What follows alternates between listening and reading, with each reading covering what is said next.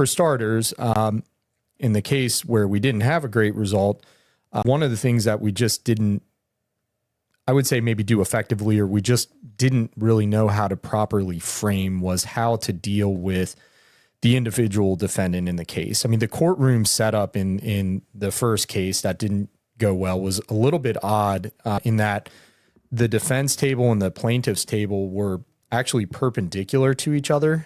They weren't side by side. They weren't on the same plane. And the defense table was such that they literally just got to face the jury the entire time, which was a little bit weird, but they had they had the defendant just sitting at this table looking all sad and pitiful, just staring at the jury the entire case.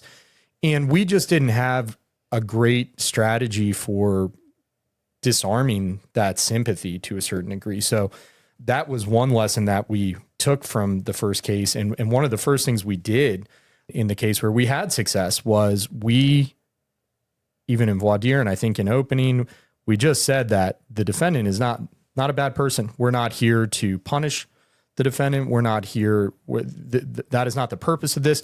We're not saying she's a bad person. In fact, she's a very likable person.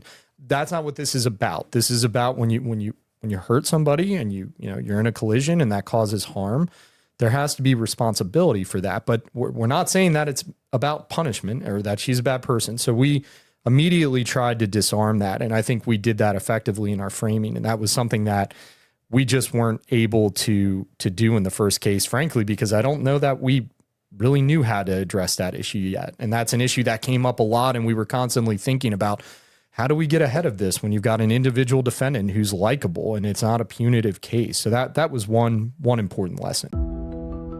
Thanks for listening to Courtroom Stories and Tactics by RVA Trial Lawyers. Hosted by Sharif Gray and Niall Abuzaki. Please subscribe and leave us a review on Apple Podcasts, Spotify, YouTube, or any major podcast platform. Together, we're building a tribe of trial lawyers to remind the world what human life is truly worth, one verdict at a time.